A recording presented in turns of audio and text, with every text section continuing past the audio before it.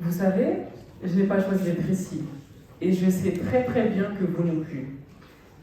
Attendez, pensez-vous vraiment avoir choisi votre place aujourd'hui? Avoir choisi ce que vous aimez, avoir choisi ce que vous craignez? Et si moi je vous disais que vos envies ne vous appartiennent pas entièrement? La musique que vous aimez, quelqu'un vous l'a bien soufflé. Les vêtements que vous portez, quelqu'un vous les a bien montrés. Les rêves que vous caressez, quelqu'un vous a appris à les désirer. Même vos peurs, même vos certitudes, même vos oui sont peut-être déjà écrits. Alors dites-moi, qu'avez-vous vraiment choisi? On nous parle souvent de liberté, liberté de penser, liberté d'agir, liberté de choisir. Mais si nos envies sont sculptées, nos choix guidés, nos peurs imposées, sommes-nous vraiment libres de nos choix ou simplement libres de croire que nous choisissons? Avez-vous encore du mal à imaginer? Bon, venez, approchez. Prenons deux nouveau-nés. L'un est dans la lumière, caressé par les livres, bercé par la confiance. L'autre, dans la poussière, étreint par le bruit, frappé par la peur. Pendant que l'un pourra rêver d'être poète, astronaute, ingénieur, le second pourra seulement rêver du soleil et d'un monde meilleur, et choisira simplement ce qu'on lui permettra de choisir. Et vous, chers jurys, pouvez-vous vraiment dire qu'ils sont libres, que leurs choix sont leurs choix? Mais quel choix possède Aïcha, 8 ans?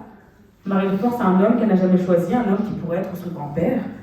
Quel choix possède Mariam, marie de force au sol pendant qu'on lui arrache une partie d'elle-même, au nom de la tradition? Quel choix possède celles à qui on a répété depuis l'enfance que obéir n'allait mieux qu'exister? Mesdames et messieurs les jurés, avant même d'avoir appris à dire papa et maman, le monde avait déjà choisi pour elle. Certains laissent avec des chaînes invisibles, d'autres avec des ailes offertes par un monde biaisé, mais pourtant, les chaînes pourraient parfois se briser, et les ailes parfois se plier sous le vent des réalités.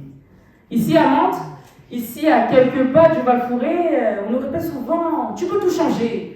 On nous promet liberté, on nous promet le ciel aux oiseaux enfermés, mais combien d'entre nous pourront réellement voler?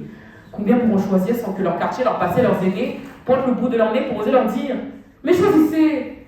Mais choisissez? Mais choisissez quoi? Mais choisissez avec quoi? Nous lançons ce mot comme une évidence, comme si choisir était simple, comme si choisir était pur. Mais un choix, ça ne tombe pas du ciel, c'est bien traversé par les voies. Il y a le regard des autres, ce regard vicieux, silencieux, malicieux qui ne dit rien, mais qui trompe. Il ne nous enchaîne pas avec l'échelle, mais il sait très bien ajuster nos ambitions. Combien de décisions sont prises pour être validées, pour éviter d'être jugées? Soyez honnêtes, lorsque vous choisissez, êtes-vous vraiment seul? Y a-t-il derrière vous les attentes de vos proches, la peur d'être incompris, le besoin d'être accepté? Alors on choisit ce qui rassure, on choisit ce qui rentre dans le cadre, et comment appelle-t-on cela déjà? Ah oui, c'est vrai, la raison. Mais malgré tout, l'influence la plus forte ne vient pas des autres, non. Elle vient de nous. Nos habitudes décident plus vite que notre réflexion, notre confort parle plus fort que notre audace. Nous croyons bien choisir, mais bien souvent, nous répétons juste. Nous avons l'impression d'être au volant, mais qui a construit la route? Qui a défini ce qui était réussir? Qui a choisi ce qui était normal? Nous avançons librement à l'heure d'un cadre que nous n'avons même pas dessiné. Alors, mesdames et messieurs les jurés, la question serait peut-être pas sommes-nous libres de nos choix, mais sommes-nous vraiment conscients de ce qui nous influence? Un choix inconscient est une habitude, un choix agité par la peur est une protection. Un choix réfléchi là, et seulement là, devient un acte. La liberté n'est peut-être pas l'absence d'influence, mais la lucidité, parce qu'en vérité, le vrai danger, ce n'est pas d'être influencé. Le vrai danger, justement, c'est de croire que nos choix tombent du ciel. Nous ne choisissons pas de nous partout, mais nous pouvons choisir comment nous regardons nos propres décisions.